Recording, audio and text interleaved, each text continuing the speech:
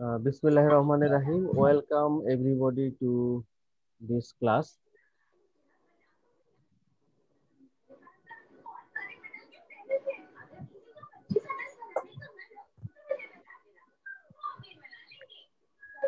And now the topic of this class is summarization of data.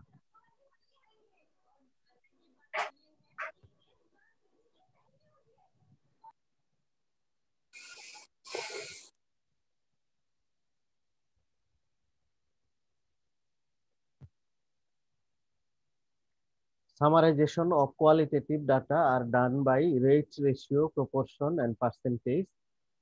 And rate, ratio, proportion, and percentage are also called statistical derivatives. আমি summarisation of ডাটার প্রথমে শুরু করলাম summarisation of qualitative data. Already আমরা জানি যে qualitative data কাকে বলে। তো এই সামারাইজেশন কোয়ালিটেটিভ ডাটার ক্ষেত্রে তিনটা বা চারটা টুল দিয়ে করা হয়। একটা হচ্ছে রেট, আরেকটা রেশিও, আরেকটা প্রপোর্শন এবং আরেকটা হচ্ছে পার্সেন্টেজ। এই রেট, রেশিও, প্রপোর্শন, পার্সেন্টেজ এগুলোকে বলা হয় স্ট্যাটিস্টিক্যাল ডেরিভেটিভস অথবা these are the tools of measurement in epidemiology. তো প্রথমে আমরা দেখি রেট কাকে বলে। A rate measures the occurrence of some particular events during a specific time period in a defined geographical area. It is usually expressed per 100, 1000, 10,000 or 1 lakh during specified time period in a defined geographical area. রেটের কয়েকটা অংশ থাকে, numerator, denominator and a multiplier or constant. এবং রেটের ক্ষেত্রে সবসময় numerator is a part of denominator. কতগুলো রেটের এক্সাম্পল যেমন incidence, prevalence, infant mortality rate, এগুলো রেটের এক্সাম্পল। তাহলে আমরা ফর্মুলাটা ভালো করে খেয়াল করলে আমাদের আরো ক্লিয়ার হবে যে রেট সমান সমান number of disease or event, আর নিচে হচ্ছে পপুলেশন অ্যাট রিস্ক ইনটু একটা কনস্ট্যান্ট। সেটা যদি আমি 100-তে প্রকাশ করি তাহলে 100, যদি 1000-এ প্রকাশ করি তাহলে 1000, যা দিয়ে প্রকাশ করবো সেটা দিয়ে গুণ হবে। এই এই সূত্র থেকে দেখেন ডেফিনেশনে বলা হয়েছে occurrence of some particular events during a specified time in a defined geographical area. এবং রেটের ক্ষেত্রে সবসময় হর লবের একটা অংশই হবে। হ্যাঁ, লবটা হরের একটা অংশ হবে। Numerator is a part of denominator. এরপরে আমরা দেখি রেশিও কি। Ratio is the expression of relationship between two different quantities. Here numerator is not a part of denominator. এই রেটের ক্ষেত্রে যেরকম নিউমারেটর ডিনোমিনেটরের পার্ট ছিল, রেশিওর ক্ষেত্রে নিউমারেটর ডিনোমিনেটর ভিন্ন হবে, একটা আরেকটার পার্ট না। এবং ইউজুয়ালি এক্স বাই ওয়াই বা এক্স ইস টু ওয়াই এইভাবে প্রকাশ করা হয়। এক্সাম্পল যেমন sex ratio, doctor population ratio, doctor nurse ratio, maternal mortality ratio etcetera. Sex ratio কিভাবে প্রকাশ করা হয়? Number of male divided by number of female. আবার ম্যাটার্নাল মর্টালিটি, আমরা যদিও এটাকে ভুল করে ম্যাটার্নাল মর্টালিটি রেট বলি, অ্যাকচুয়ালি এমএমআর হচ্ছে ম্যাটার্নাল মর্টালিটি রেশিও। কেন সেটা দেখেন যে এটা হচ্ছে, এটার নিউমারেটরে থাকে বা হরে লবে থাকে হচ্ছে নাম্বার অফ ম্যাটার্নাল ডেথ, আর ডিনোমিনেটর বা হরে থাকে হচ্ছে নাম্বার অফ লাইভ বার্থ। তাহলে এখানে একটা আরেকটার অংশ না, দুইটা ডিফারেন্ট জিনিস। এই কারণে বলা হয় যে maternal mortality ratio, not rate. এরপরে proportion. A proportion is the relationship of a part to the whole. Here numerator is a part of denominator. এই প্রপোর্শন যখন আমরা টোটাল একটা জিনিসের সঙ্গে তারই একটা অংশের তুলনা করব, সেটা প্রপোর্শন। ইউজুয়ালি এই প্রপোর্শনকে 100-এ এক্সপ্রেস করা হয় বা পার্সেন্টেজে এক্সপ্রেস করা হয়। আর প্রপোর্শনকে যখন 100-এ এক্সপ্রেস করা হয় সেটাই আসলে পার্সেন্টেজ। প্রপোর্শন যেমন proportion of female students in the class, এটা যদি আমরা বের করি তাহলে কি হবে, নিউমারেটরে হবে নাম্বার অফ ফিমেল স্টুডেন্টস আর ডিনোমিনেটরে হবে number of total student, that is both male and female student into 100। তাহলে খেয়াল করে দেখেন, আমরা যদি রেশিও করতাম তাহলে কিন্তু থাকতো উপরে নাম্বার অফ ফিমেল, নিচে নাম্বার অফ মেল। কিন্তু এটা প্রপোর্শন, কারণ কি উপরে নাম্বার অফ ফিমেল, নিচে হচ্ছে total student, both male and female. এরকম যখন টোটালের সঙ্গে তারই একটা অংশের কম্পেয়ার করব বা তুলনা করব, তখন আমরা এটাকে প্রপোর্শন বলবো। পার্সেন্টেজ, আগেই বলেছি যে percentage is the 100 Times of proportion or proportion expressed per 100. Here numerator is a part of denominator. Excuse me sir, একজন ওয়েটিং রুমে আছে স্যার। আমার তো ওয়েটিং রুম ডিসেবল করা, কি বলে, এনেবল করা না, যে স্যার কেউ। একজন স্যার করতে পারছে অনেকে না ওয়েটিং এ আছে স্যার, একটু জি স্যার, একটু অ্যাড জয়েনিং করে করতে দিলে ভালো পারতেছে হতো। না স্যার। ট্রাই করছে স্যার, বললো। সেটা তার সমস্যা, আমি তো ওয়েটিং রুম ডিসেবল করে রাখছি, অর্থাৎ যে কেউ ঢুকতে পারবে।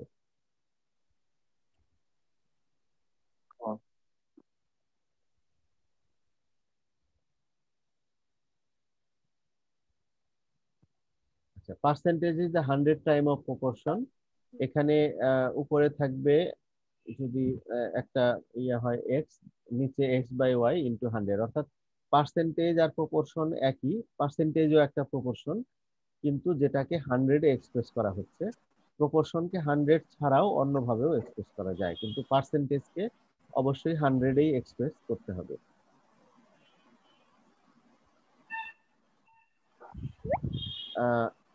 এখানে একটা কুইজের মতো দেওয়া আছে, আমরা যদি দেখি যে একটা একটা ফ্যাক্টিশিয়াস ডাটা, এমনি নকল ডাটা, যে ময়মনসিংহ ডিস্ট্রিক্টে যারা প্র্যাকটিস করে, প্রাইভেট প্র্যাকটিস করে, তাদের হোম ডিস্ট্রিক্ট কোনটা। তো ময়মনসিংহে 30 জন মেল, 10 জন ফিমেল এবং টোটাল 40 জন। এরা সবাই ময়মনসিংহ শহরে প্র্যাকটিস করে, কিন্তু তাদের হোম ডিস্ট্রিক্ট ডিফারেন্ট।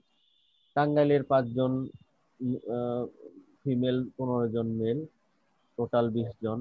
নেত্রকোনার 11, 4, 15, শেরপুরের। তো এরকম একটা টেবিল থেকে আমরা যদি বের করতে চাই যে আমাদের কি বলে যে ratio of female doctor to male doctor in Mymensingh city, আবার female to male doctor of Mymensingh city, এটা একটু টাইম লাগবে। আমার মনে হয় এটা আপনারা স্ন্যাপশট নিয়ে রাখতে পারেন, এটা পরে নিজেরা নিজেরা সলভ করতে পারেন, অর্থাৎ এই টেবিলটা থেকে কিছু প্রপোর্শন, রেশিও এগুলো বের করা। এটা এখন আর আমি বলতে চাচ্ছি না, টাইম লাগবে। তো আমরা এতক্ষণ যেটুকু পড়লাম সেখানে ছিল যে কোয়ালিটেটিভ ডাটা কিভাবে সামারাইজ করা হয়। তো কোয়ালিটেটিভ ডাটাকে সামারাইজ করা হয়, মনে রাখবেন, 4টা জিনিসের মাধ্যমে: রেট, রেশিও, প্রপোর্শন এবং পার্সেন্টেজ বের করার মাধ্যমে। এরপরে আমরা আসি কোয়ান্টিটেটিভ ডাটার সামারাইজেশনে। Summarization of quantitative data are done by statistical average, that is mean, median, mode and percentile. তাহলে এই যে সামারাইজেশনের কথা বলতেছি, এটা part of data analysis. Data অ্যানালাইসিসের অনেকগুলো কাজ আছে, তার মধ্যে সামারাইজেশন একটা। এই সামারাইজেশন ডাটার উপরে ভেরি করে। যদি আমার কোয়ালিটেটিভ ডাটা হয় তাহলে রেট, রেশিও, প্রপোর্শন, পার্সেন্টেজ এগুলো বের করব। আর যদি কোয়ান্টিটেটিভ ডাটা হয় তাহলে আমরা বের করব mean, median, mode and percentile. এছাড়াও আছে, পরে বলছি, যে this represents whole set of data, this are also call central tendency. এই যে মিন, মিডিয়ান, মোড এবং পার্সেন্টাইল, এগুলোকে এক কথায় সেন্ট্রাল টেন্ডেন্সি বলা হয়।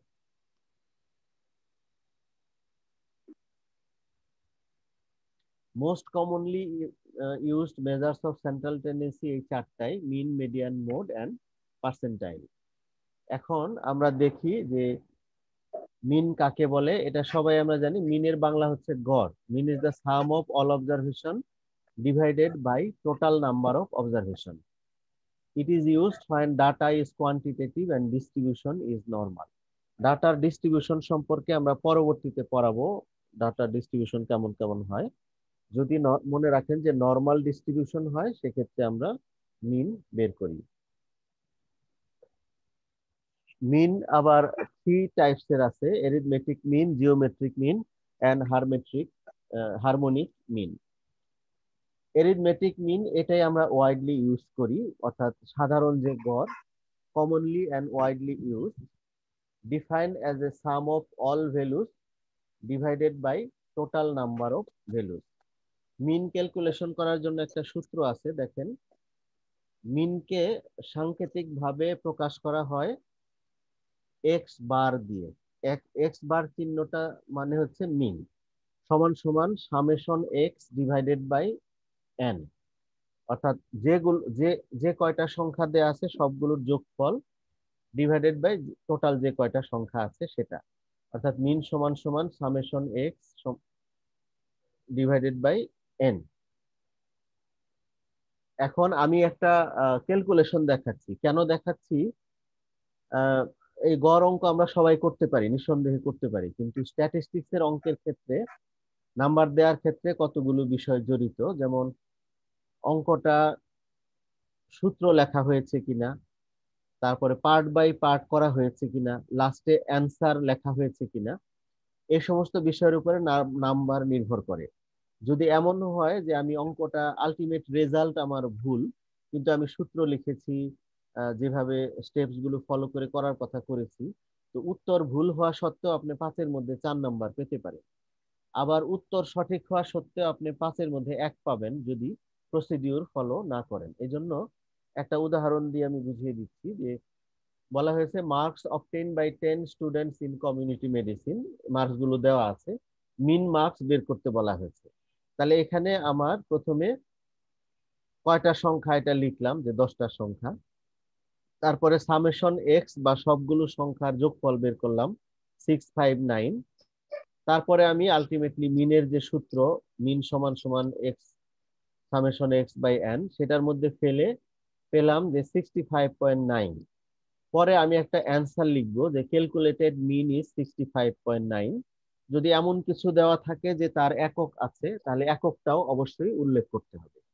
তাহলে এইভাবে প্রত্যেকটা অংশ বাই অংশ যদি অঙ্কটা করা হয় তাহলে ফুল নাম্বার পাওয়া যাবে।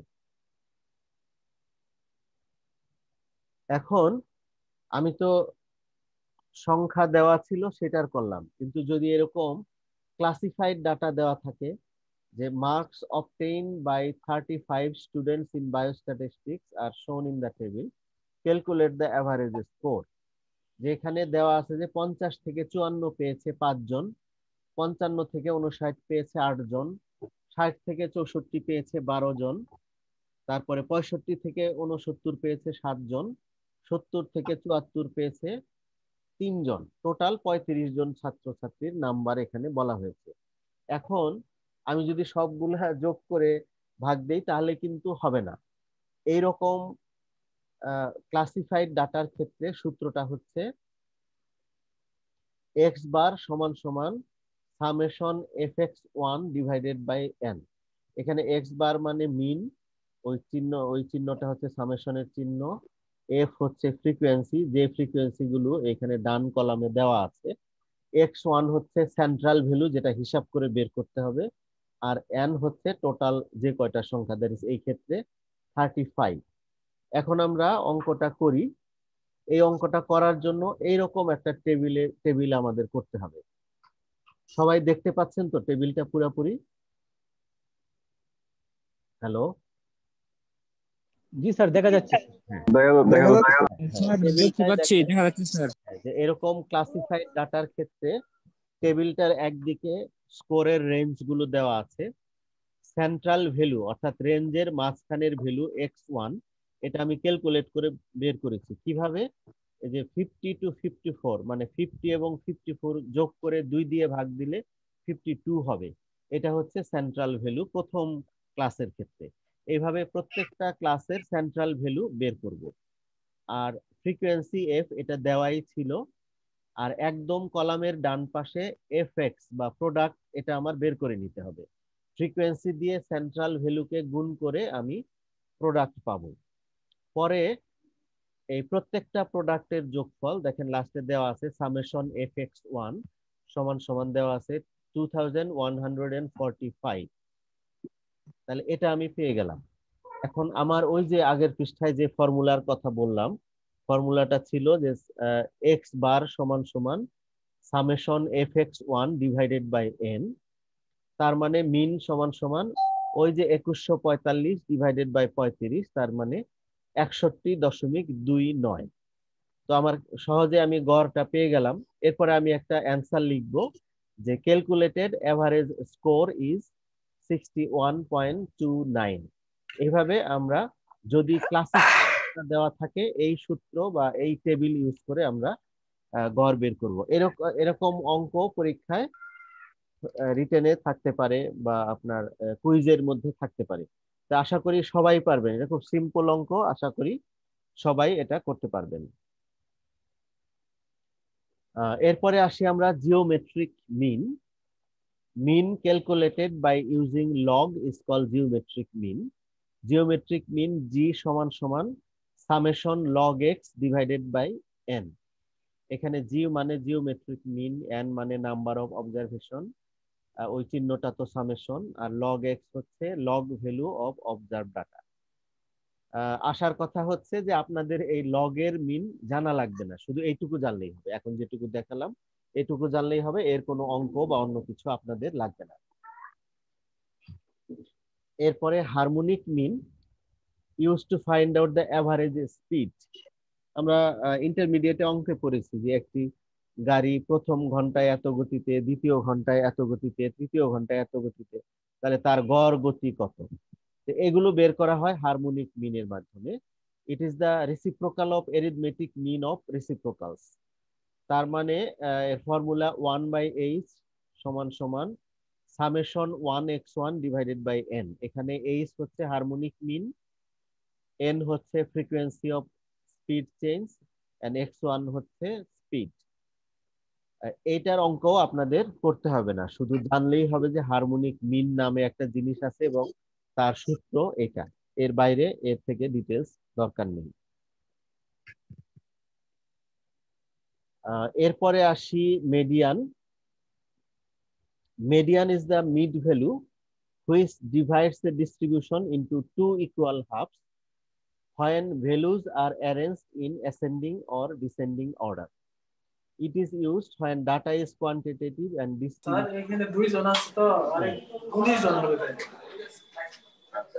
তো যখন ডাটাটা নরমাল ডিস্ট্রিবিউশনে থাকে না তখন মিডিয়ান বের করতে হয়, আর যদি নরমাল ডিস্ট্রিবিউশনে থাকে তাহলে মিন বের করতে হয়। মিডিয়ান ক্যালকুলেশন করার সূত্র দুই রকম। কেন এই সূত্র দুই রকম হয়েছে?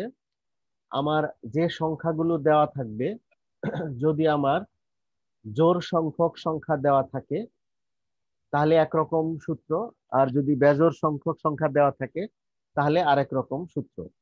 এখন if total frequency is odd number, তাহলে বের করাটা সহজ। অর্থাৎ আমার যদি 9টা সংখ্যা দেওয়া থাকে তাহলে একদিকে 4টা সংখ্যা, আরেক দিকে 4টা সংখ্যা, মাঝখানের যে সংখ্যাটা ওইটাই হবে মিডিয়ান। কিন্তু যদি আমার ইভেন নাম্বার দেওয়া থাকে তাহলে তো মাঝখানের কোনো সংখ্যা নেই, কোনটাকে আমি ধরবো? সেক্ষেত্রে মাঝখানের দুইটা সংখ্যার গড় হচ্ছে মিডিয়ান। তো সূত্র দেখেন যে if total frequency is odd number, median সমান সমান n+1 divided by tooth number, মানে অততম সংখ্যা। আর টোটাল ফ্রিকোয়েন্সি যদি ইভেন নাম্বার হয় তাহলে n/টুথ number plus n/2 plus 1th number divided by 2। আমি যখন অঙ্কে করা দেখাচ্ছি তখন আরো আপনাদের বিষয়টা ক্লিয়ার হবে। প্রথমে এই অঙ্কটা দেখেন যে find the median of the following data age in month 2, 3, 5, 7, 9, 10, 11। এখানে টোটাল ডাটা দেওয়া আছে 7টা, অর্থাৎ অড নাম্বার। তাহলে অড নাম্বারের মিডিয়ান ক্যালকুলেশনের সূত্র কি ছিল? মিডিয়ান সমান সমান n+1/2 নাম্বার। তাহলে n হচ্ছে 7, এখানে 7টা সংখ্যা দেওয়া আছে, 7+1/2 নাম্বার মানে হচ্ছে 4th নাম্বার। তাহলে ফোর্থ নাম্বার গুণে আমরা দেখি, প্রথম নাম্বার হচ্ছে 2, দ্বিতীয় নাম্বার হচ্ছে 3, তৃতীয় নাম্বার হচ্ছে 5, আর ফোর্থ নাম্বার হচ্ছে 7। তার মানে আমাদের উত্তর হচ্ছে 7 মান্থ। তো লাস্টে আমি একটা অ্যান্সার লিখবো যে ক্যালকুলেটেড মিডিয়ান ইজ 7 মান্থ। এখন এখানে স্যার খেয়াল করে, এখানে ডাটাগুলো উল্টাপাল্টা করে দেওয়া থাকলে তো স্যার হ্যাঁ রিঅ্যারেঞ্জ করে নিতে হবে স্যার। একদম ঠিক বলছেন, আপনি আগে থেকে জানেন। হ্যাঁ, আমি এখনই বলতে যাচ্ছি যে এখানে ডাটাগুলো মিডিয়ান ক্যালকুলেশন করার সময় ডাটাগুলো যদি এলোমেলো দেওয়া থাকে, তাহলে অবশ্যই সেটাকে অ্যাসেন্ডিং বা ডিসেন্ডিং যে কোনো অর্ডারে সাজাইতে হবে, ঊর্ধ্বক্রম বা নিম্নক্রম অনুসারে সাজিয়ে নিতে হবে। যদি আমি সাজিয়ে না নিই তাহলে কিন্তু আমার উত্তর ভুল হবে। এই জন্য অবশ্যই এখানে অ্যাসেন্ডিং অর্ডারে সাজানোই ছিল, সেজন্য আমাদের আর রিঅ্যারেঞ্জ করার দরকার হয়নি। কিন্তু যে ক্ষেত্রে সাজানো থাকবে না, সেক্ষেত্রে অঙ্কের শুরুতে অবশ্যই এই প্রদত্ত যে সংখ্যা সেগুলো অ্যাসেন্ডিং ডিসেন্ডিং অর্ডারে সাজিয়ে নিতে হবে, তারপরে অঙ্কটা করতে হবে। এরপরে আমরা দেখি যে আরেকটা অঙ্ক, এখানে জোড় সংখ্যক সংখ্যা দেওয়া আছে। এখানে দেওয়া আছে find the median of the following data weight in kg 2, 3, 5, 7, 9, 10, 11, 12। এখানে টোটাল 8টা সংখ্যা দেওয়া আছে, অর্থাৎ ইভেন নাম্বার দেওয়া আছে। তাহলে এখানে সূত্র কি, n/2 number plus n/2 plus 1 number whole divided by 2। তাহলে 8/2 নাম্বার 8/2 প্লাস 1 নাম্বার, অর্থাৎ 4th number plus 5th number divided by 2। আমরা দেখি আমাদের 4th নাম্বার হচ্ছে 7 আর 5th নাম্বার হচ্ছে 9। তো সুতরাং 7 আর 9 16/2, আলটিমেটলি 8 কেজি। এবং আমি উত্তর লিখবো ক্যালকুলেটেড মিডিয়ান ইজ 8 কেজি। এখানে খেয়াল করে দেখেন, আগের বার যখন আমি মিডিয়ান বের করলাম তখন আমার যে উত্তর এসেছে 7 মান্থ, এটা প্রদত্ত কোনো সংখ্যারই একটা, 7টা দেওয়াই ছিল ওই অঙ্কের মধ্যে সেটা। সবসময় অড নাম্বারের ক্ষেত্রে প্রদত্ত কোনো একটা সংখ্যাই উত্তর হবে, কিন্তু যখন জোড় সংখ্যায় দেওয়া থাকবে তখন নতুন একটা সংখ্যা রেজাল্ট হিসাবে আসবে। এখানে দেখেন আমার 8 কিন্তু অঙ্কের ডাকের মধ্যে দেওয়া ছিল না, কিন্তু নতুন ভাবে 8 অ্যান্সার হিসেবে এসেছে। অর্থাৎ 7 এবং 9 এই দুটার যোগ গড়, মানে দুই যোগ করে 2 দিয়ে ভাগ করে আমি 8কে পেয়েছি। এরপরে হচ্ছে mode. Mode is the, mode বানান ভুল করে না, MWD ভুলে লিখে ফেলবেন না, এটা MOD। Mode is the most frequently occurring value in a distribution. যে সংখ্যাগুলো দেওয়া থাকবে তার মধ্যে সবচাইতে বেশিবার যে সংখ্যাটা দেওয়া থাকবে সেটাই হচ্ছে মোড।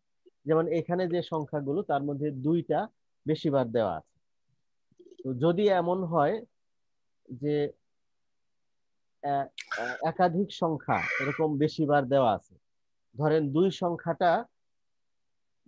দুই সংখ্যাটা 4বার দেওয়া আছে, আবার 6 সংখ্যাটাও 4বার দেওয়া আছে, 7 সংখ্যাটাও 4বার দেওয়া আছে, তাহলে মোট কোনটা হবে? কারো ধারণা আছে? তিনটাই। হ্যাঁ এক্স্যাক্ট। তিনটাই। হ্যাঁ, সেক্ষেত্রে 3টাই মোড হিসাবে গণ্য হবে। যখন একাধিক সংখ্যা সম সংখ্যক সর্বোচ্চ ভাবে থাকবে তখন সেই 3টা সংখ্যাই মোড হিসাবে বিবেচ্য হবে। এরপরে আসি পার্সেন্টাইলে। পার্সেন্টাইল একটু কঠিন। A percentile is a value that divides the distribution into two parts, one part containing lower values in percentage than percentile and other part containing higher values. অর্থাৎ এটা একটা ভ্যালু যেটা ডাটার সিরিজকে 2 ভাগে ভাগ করবে। এক পাশে ওই ভ্যালুর চাইতে কম সংখ্যক ভ্যালু থাকবে, আরেক পাশে ওই ভ্যালুর থেকে হায়ার ভ্যালু থাকবে, এবং সেই ভ্যালুগুলো পার্সেন্টেজে প্রকাশ করা হবে। তো আমরা উদাহরণ যদি দেখি একটা, যে 20th পার্সেন্টাইল। এই 20th পার্সেন্টাইল মানে কি? The 20th percentile is a value that divide a distribution into two parts, one part containing 20% values lower than the 20th percentile and other part containing 80% value higher than the 20th percentile. আমি আরো সহজ করে একটা উদাহরণ দিই। ধরেন আমি 100 জন বাচ্চার ওজন দেখলাম, তার মধ্যে 7 কেজি, এই ভ্যালুটা ধরেন 7 কেজি ভ্যালুটা 20th percentile। তার মানে কি বুঝাবে? যে 20 কেজি কি বলে 20% বাচ্চার ওজন এই 7 কেজির চাইতে কম, আর 80% বাচ্চার ওজন এই 7 কেজির চাইতে বেশি। এখন আশা করি ক্লিয়ার হয়েছে সবার। ওয়ালাইকুম আর অর্জন ভাই। মিডিয়ান মানে হচ্ছে 50th পার্সেন্টাইল। এছাড়াও অর্জন ভাই পার্সেন্টাইল ইউজ হয় 25th পার্সেন্টাইল এবং 70th পার্সেন্টাইল। আসসালামু আলাইকুম। ওয়ালাইকুম আসসালাম। কিছু আমি বলছেন? নোমান, প্রফেসর নোমান বলছি। স্যার। জি, কেমন আছেন ভাই আপনি? জি স্যার, আছি ভালোই। হ্যাঁ, খুবই ভালো লাগছে, আপনার পার্টিসিপেন্ট খুবই ভালো। জি স্যার, 30 জনই আছে, মানে আপনি সহ আর কি। না না, অসুবিধা নেই, 28 জন আছে, ধরেন আমি আপনি বাদ দিলে 28 জন, 28 খুবই জন। ভালো। আরো একজন আছে, একসাথে দুইজন ক্লাস করে, হাজবেন্ড ওয়াইফ ও এরকম। আচ্ছা আচ্ছা, স্যার সবাই আছে ক্লাসে এখন আসলে। যাক, এটা খুবই ভালো লক্ষণ। হ্যাঁ, জি স্যার। আমার ভালো লাগলো। জি স্যার। আমরা এই জন্যই অ্যাটেন্ডেন্সটা এইভাবে করেছি, যাতে বুঝতে পারি যে কার কি অবস্থা। হ্যাঁ জি স্যার, আসলে অ্যাকচুয়ালি স্যার 30 জনই আছে, দুইজন কাপল আছে, তারা একটা ল্যাপটপে ক্লাস করে, এই না, জন্য স্বাভাবিক থাকতেই পারে, হ্যাঁ, কম ডিভাইস তো সবার থাকে না। জি স্যার। অনলি অ্যাটেন্ড করলে হলো। জি স্যার। আর আপনি ভালো আছেন তো? জি স্যার, আছি ভালোই। আমার স্যার ক্লাসের লোড বেশি, আজকে আমি বোধহয় আমি তো দেখতেছি ভাই, আপনি কিভাবে পারেন আমি বুঝলাম না। 6টা ক্লাস নিলাম, আর আর 3জন অতিরিক্ত গেস্ট লেকচারার ছিল, তারা 3জন মিলে 4টা ক্লাস নিয়েছে, আর আমি নিয়েছি 6টা। আমি স্যার আপনি আসলে তো চেষ্টা করছি যে যে ক্লাসগুলো আমার একটু কম ছিল সেটা ওভারকাম করে ফেলতে 2-1 সপ্তাহের মধ্যে, তারপরে রেগুলার ভাবে আমি ওই শিডিউল ইনশাল্লাহ অনুযায়ী ইনশাল্লাহ। আগাতে আমি থাকবো। মাকসুদের ক্লাসে ঢুকতে পারলাম না, ওনার লিঙ্কটা মনে হয় সমস্যা আছে। মাকসুদাকে লিংকের ব্যাপারে আমিও বলেছি, ওটা পরের ক্লাস থেকে স্যার দেখা হবে আর কি। হ্যাঁ, ওনার লিঙ্কটা ঢুকতে পারেনি। আর ডাক্তার দীপুটার সময় একই সময় আমার ক্লাস ছিল, তো ওই জন্য আমি ওই সময় ঢুকতে পারিনি। হ্যাঁ, জি যাক, স্যার। আপনার ক্লাসটা চমৎকার ক্লাস হচ্ছে, এই জন্য আপনাকে অশেষ ধন্যবাদ। আর আমি আরো খুশি যে পার্টিসিপেশনের হার দেখে আমি খুবই অভিভূত। এইভাবে থাকলে ইনশাল্লাহ ভালো হবে। এখানে স্যার নতুন ব্যাচে যারা ভর্তি হয়েছে সবাই খুব ভালো, এবং আপনি তো জানেন স্যার, ডক্টর মনির সে কিন্তু ফার্স্ট হয়েছে সারা দেশে এবং জি জি, হ্যাঁ, হ্যাঁ, অ্যাডমিশন টেস্টে, এবং আমরা এক্সপেক্ট করতেছি যে সে আবারও ফার্স্ট হবে সব পরীক্ষায় ময়মনসিংহ থেকে, এবং ইনশাল্লাহ অন্য ইনশাল্লাহ। যারা আছে তারা ভালো অবস্থানে থাকবে, সেইভাবে আমি স্যার চেষ্টা করব তাদেরকে ইন্সপায়ার করতে। এটা অবশ্যই আমিও আশা করবো এটা যেন হয়। আর আপনার তো কুইজ অলরেডি ডেট দিয়ে দিচ্ছেন, তাই না? আগামী সপ্তাহে কুইজ দিবে সবাই। আগামী সপ্তাহে স্যার সবগুলো কুইজ আমি একসাথে নিয়ে নিব। অনলাইনে দেবেন তো? হ্যাঁ অনলাইনে জি স্যার। এখন হ্যাঁ, ঠিক আছে, আপনি কি আমাকে একটা স্যার? লিঙ্ক দিন, আমি জি থাকবো। স্যার। জি স্যার। গুগল ফর্মে দিয়ে দিলে হবে। হ্যাঁ জি স্যার। হ্যাঁ, গুগল ফর্মে দিন। আমরা ঢাকা নিয়ে ফেলেছি গুগল ফর্মে। জি জি স্যার। আপনি গুগল ফর্মে আগে নিয়েছেন? গুগল ফর্মে আগে নেইনি আমি, ইনশাল্লাহ পারবো, আমি আগে থেকে তৈরি করে লিংক আপনাকে দিয়ে দিব। হ্যাঁ, দিন, আমি দেখবো তাহলে। দরকার আপনার সাথে আমি শেয়ার করে আপনি আপডেট করলে আপলোড করে দেবো, সমস্যা হবে না। জি স্যার। যদি আমার লিঙ্কটা চান আমি আপনাকে পাঠিয়ে দিতে পারি।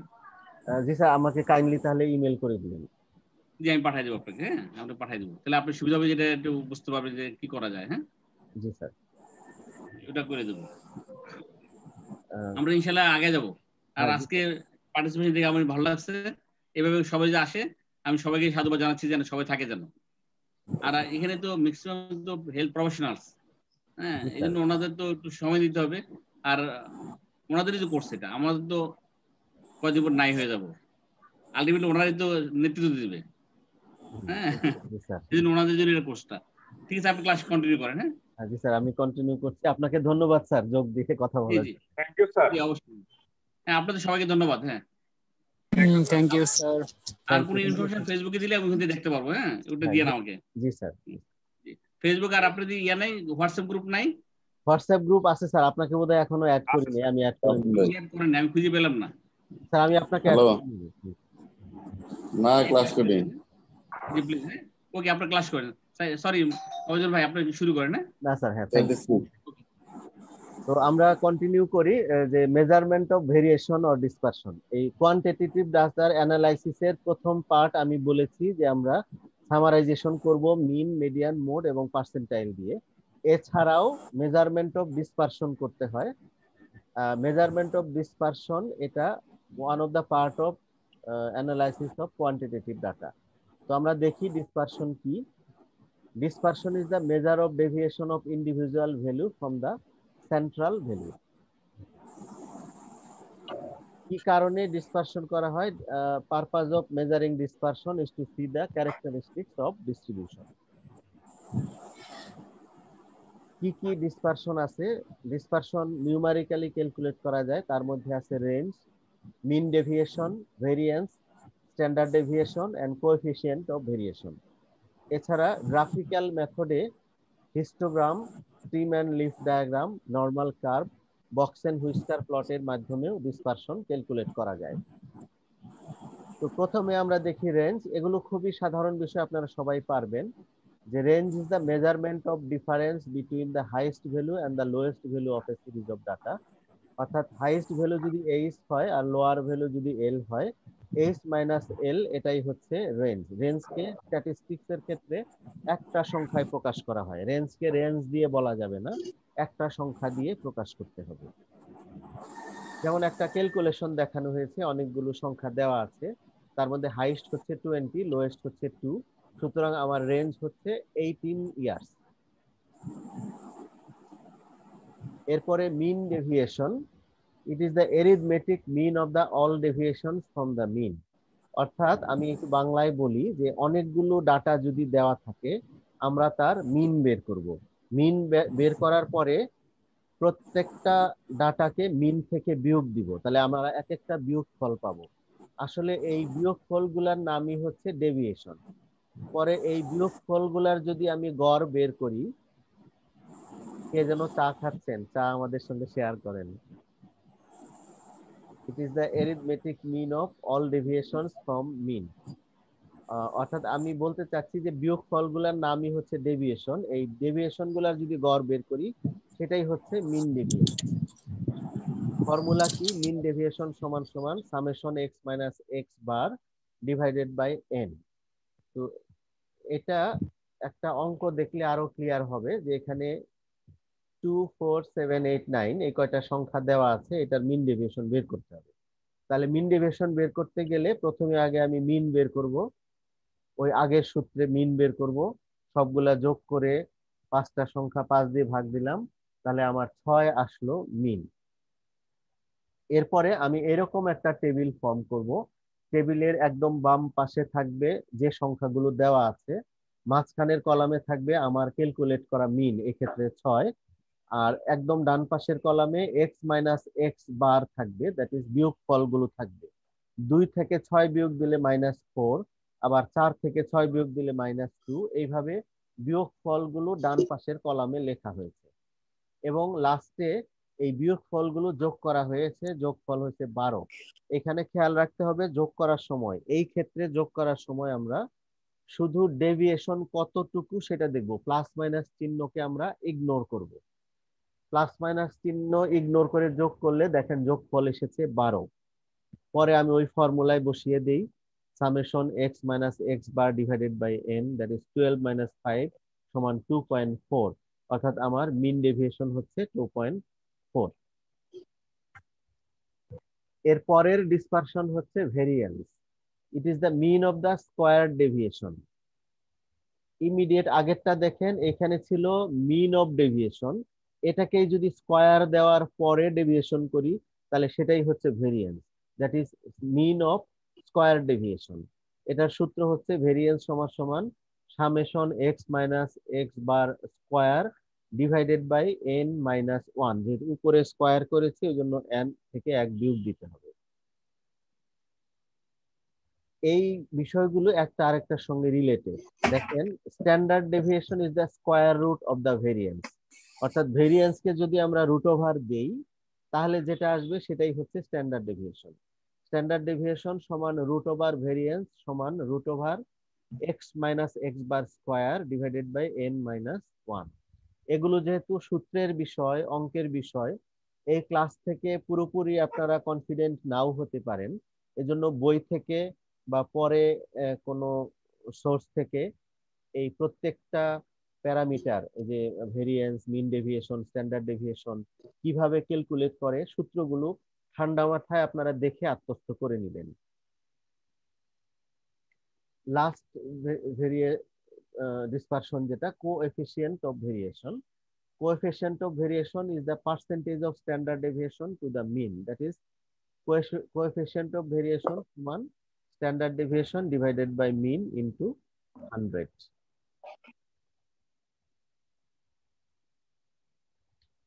তো এই ক্লাসের